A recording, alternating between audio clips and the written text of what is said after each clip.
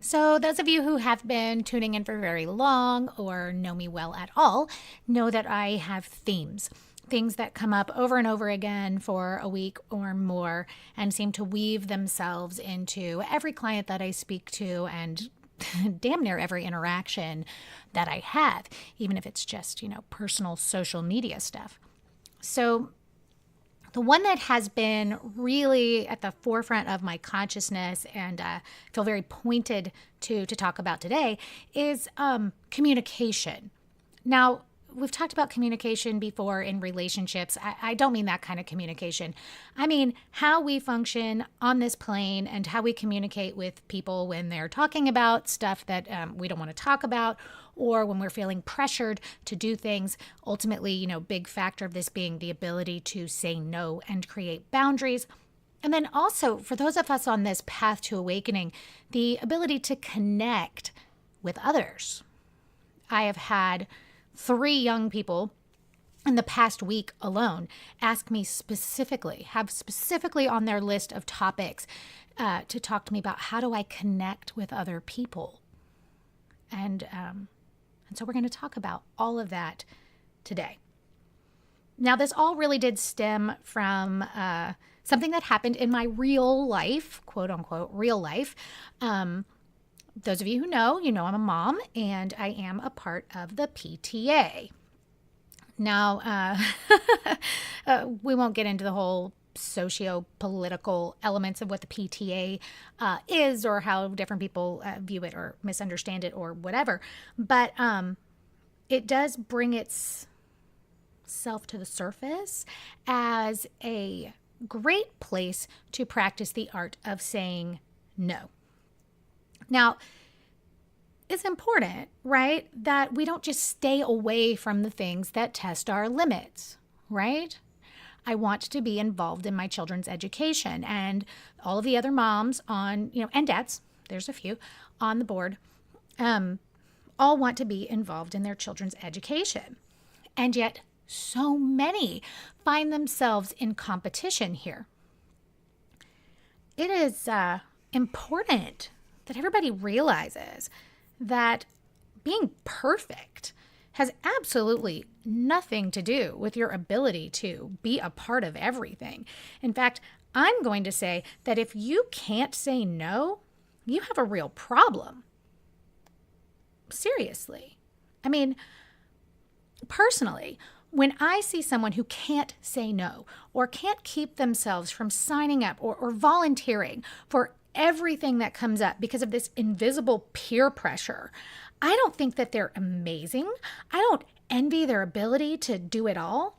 I think, oh dear God, someone needs to teach her how to say no, how to create balance. And yet I leave this PTA meeting last week and I leave early. I don't think it's early. I feel that I've stayed there long enough, but clearly this is going to go on for hours. I have limits. I have boundaries. I smile, blow a kiss, wave, whatever, slip out the door. I am that mom. Not out of disrespect. Not because I'm dying in there, but because I have boundaries. I'm ready to get home to my family. This is how much time I'm willing to give to this. And I give what I give with no fear or worry about what anybody thinks about it. Thank you, universe, for teaching me this. I had to go out and learn it intentionally, right? Part of why I choose to be a part of the PTA is the human requirement to have boundaries and limitations. Because, if you've ever been in on any group like that, of any kind, people throw out what they need volunteers to do. And then there is this invisible peer pressure in the room. Now, this can be work, this can be family, this is anything. This invisible peer pressure pops up of somebody has to do it. And you know what? If you don't want to, if it is not something that feels like, yes, I can do this, I will do it well, and I want to do this for me, not for the way it makes me look or it'll make anybody treat me, say yes. But sometimes that's not what happens. The pressure builds up and somebody cracks, right? And we have to be able to practice not saying yes because sometimes saying yes is wrong. So I get home the other day from what I think is a perfectly good meeting, and a mom that I happen to be sitting near, she's amazing. She's taken on jobs like I sure the hell wouldn't do, and more than enough, even with just her primary role on the board. And I get home and she's posted something on Facebook that basically says she doesn't know how other mothers do this, that being a part of that is supposed to make her empowered, but instead it makes her feel weak, and it makes her feel like she doesn't measure up, and it makes her like, what? No. That woman that can't say no is jealous of the woman who can. Even if that's manifesting as something else, even if that's manifesting as fear or even hatred or disdain or whatever, right? Even if they're saying, how dare she leave early, or why didn't she volunteer to do more? If they're saying that, it's because they're not looking at themselves, right? That person at work who resents you because you didn't volunteer to take on the next big project or whatever the hell it is, that person is only upset because they don't have the balls to say no. So learn to say no, okay? Be clear. If you're walking around thinking you don't fit in, right? That same mom, she said she just felt like she didn't fit in. From where I sat, she fit in perfectly. Not only did she take on a job that's hard, but she said yes to like 2 other things. She has a full-time job. She has 3 kids, one that's little and running around like a crazy person. Like, seriously? Who is it that you want to fit in with? What kind of affirmation are you looking for from the outside? If you're doing as much as you want to do, you fit in just fine. And so it got me thinking, right? Most people fit into 2 categories. Either those who think they don't fit in, or those who have no desire to. I mean, sure, there's some little other categories in there somewhere, but the majority of people are walking around thinking they don't fit in. Even the person who's taking on the leadership role is constantly wondering, who is judging her? Is she doing a good enough job? How does she measure up to whoever did it before her or whoever's going to do it after her? Very rarely is there somebody who can just completely own their role and their place. And if they are, it's the person with boundaries. You don't have to apologize for who you are and what you prioritize. You don't have to do that. So decide, what am I willing to give? What am I not? And if something sounds like your nightmare, right? Or when you reflect on your life and you think, you know what, if I have to give time to that, if I have to go to that all-day meeting on a Saturday, if I have to be involved in whatever element it is that I don't want to, I'm going to resent it, then don't do it. And if you're going to do it, you better enjoy it, right? I mean, I'll just throw myself under the bus here for the sake of argument. But since we're talking about PTA, we have a carnival every year. And we have different events, right, where they need volunteers from the PTA to work the counter or to work the rides or whatever. At this stage in my children's lives, I'm not willing to do that. I'm not going to spend the picnic selling t-shirts when I want to spend that with my children. Now, that may evolve as they get older and they're running around with their friends or whatever. Maybe that will change. But for now, I'm not giving up that because I'll resent it. I will resent not getting to enjoy it with them while they still want to enjoy it with me. So I don't volunteer. Does it briefly cross my mind that someone might think I'm selfish or this or that or the other? Yeah, I let that go on by because I realize, like, if it bothers them, it's because they wish they had done the same thing, right? And if they're volunteering and they're not all in and that's not how they want to be, then they should have said no in the first place. It's okay to say no. Practice and come up with different ways to do it, right? Sometimes we can say, no, I'm just not going to be able to do that. Sometimes we can be completely honest and say, you know what? I'm sorry, but I want to hang out with my kids, right? Sometimes we can just keep our mouths shut. You'd be surprised how often, if you can keep your mouth shut past the invisible peer pressure, how easily the saying no happens for itself. So enough on that. There are always moments where we struggle to communicate.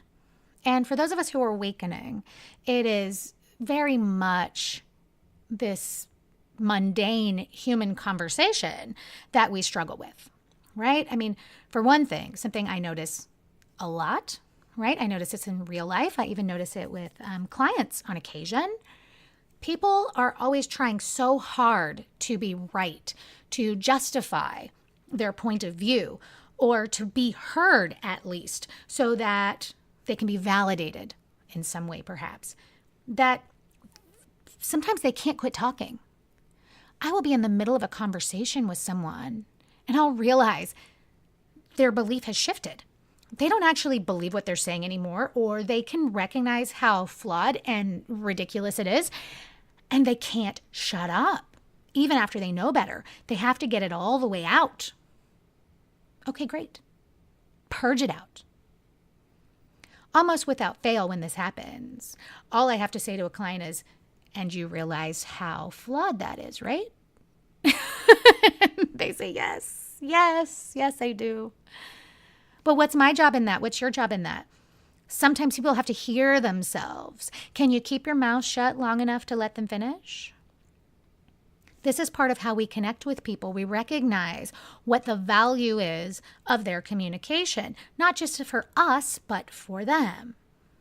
Yes, sometimes we need to say no. If it is dragging us down, if it is pulling us underwater, if we cannot sit there and hold the truth for them, then we need to just put the kibosh on it, right?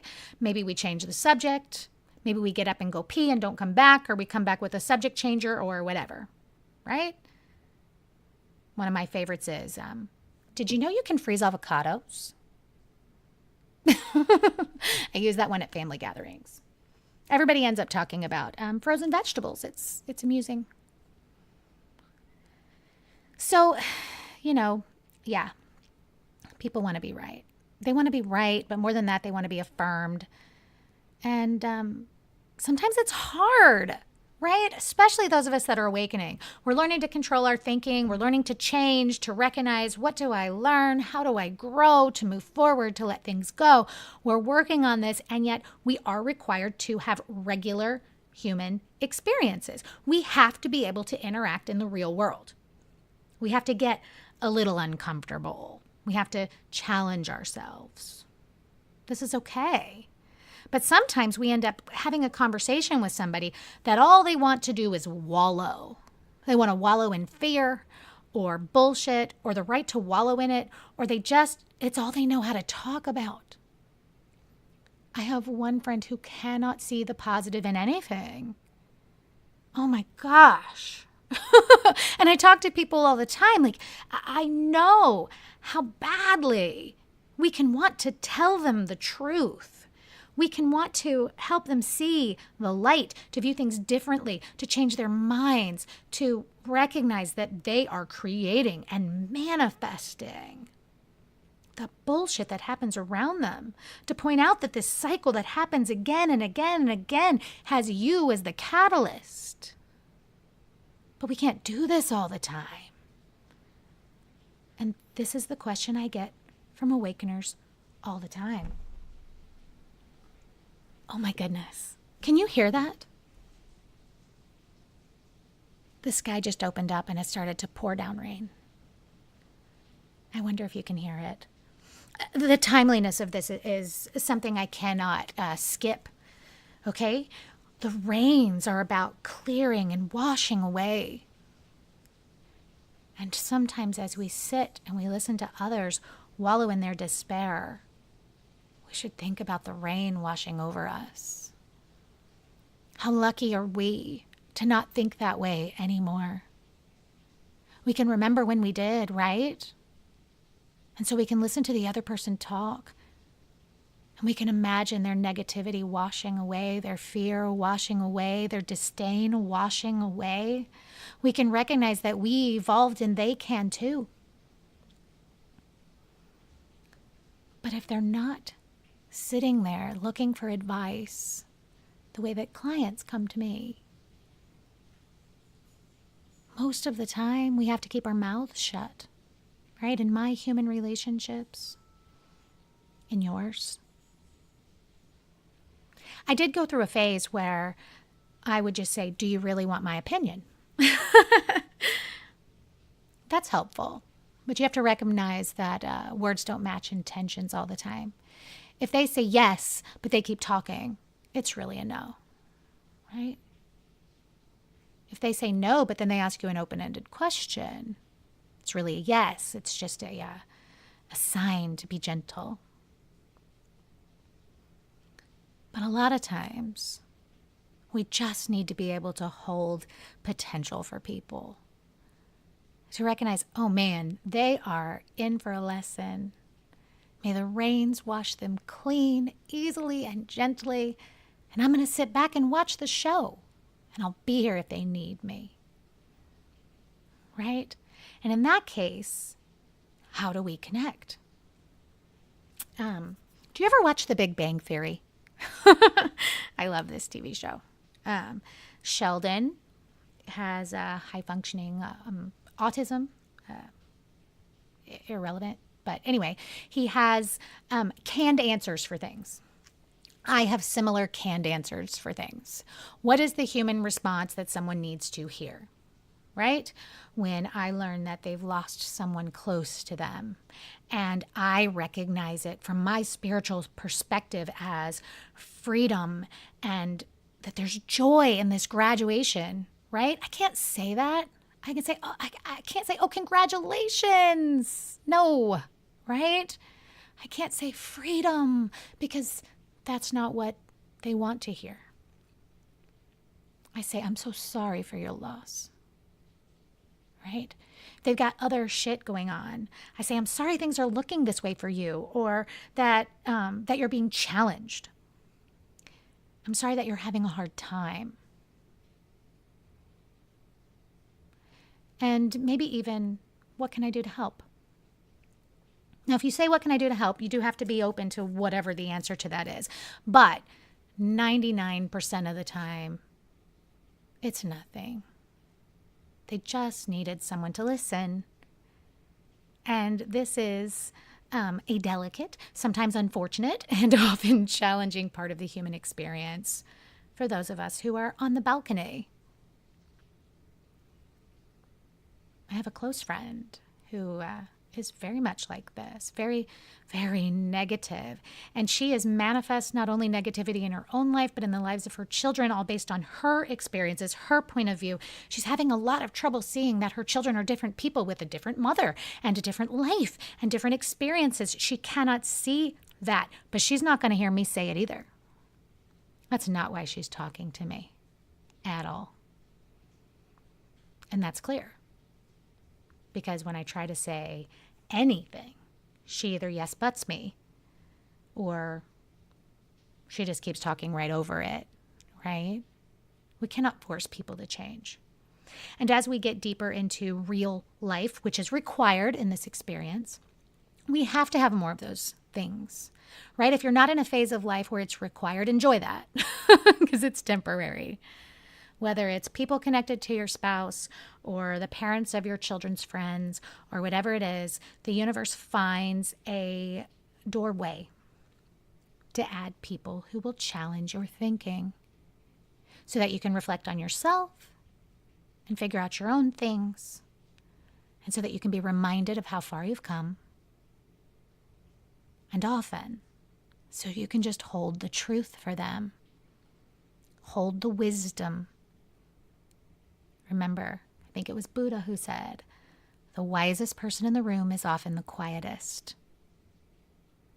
We do have to sometimes watch our faces though, right? Because I can be listening sometimes to what sounds bad and I'm smiling with a client that works out just fine because I can tell them, I see that you're going to learn and grow so much. I see this breaking away right as you're saying these words to me. With a friend that doesn't work so well. And so a little control of the face and some carefully chosen words backed up by intention and translation. Maybe it's just affirming for them that they can see the light, or that the door cracks open, that maybe they'll ask for those wise words. And maybe it's just, this is how I show you that I love you. Sometimes that's all that's required. This is how I show you that I love you. We can hold that behind every thought and every word, and the connection will happen for itself. Spiritual people in the real world sometimes feel like something's missing. We remember that spiritual connection and we long for it. We need to treasure it when we have it, right? We need to treasure it where it is. And we need to recognize that in many, many parts of our lives, what we are meant to have is human connection. And that's holding wisdom for other people, holding light for other people, speaking up when the door opens, but often it's just holding it within ourselves. And that's okay. We need to acknowledge and know that the connection for them may be deeper than it is for us. Because we know what spiritual connection feels like and they don't. And so we cannot judge the value that we have for other people. Don't decide you don't fit in. Don't decide that nobody cares about you or any adulterated view of how you're received in the world. Own who you are. Own your confidence. To my PTA friend, recognize what a queen you are. You are doing jobs nobody else wants to do. Just the core job that you chose to do. You don't have to add anything to that. We all know. And sure, some of the moms in there, some of the dads in there, welcome the break from their family, right? Not only do they go to the meeting, but they go to drinks afterwards or whatever. They're escaping. Great. There's nothing wrong with that.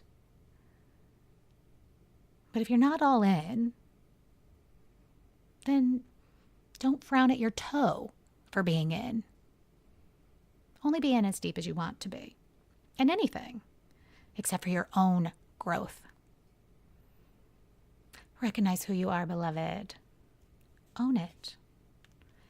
Know it. Be you. Be who you are. Become the person that you know you can be. Not who you think others want you to be. Not who you think other people are. Be who you want to be. Say no when you want to say no. Keep quiet when you want to keep quiet. And make no apologies for it.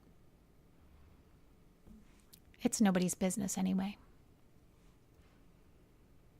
Until next time, beloved. Namaste.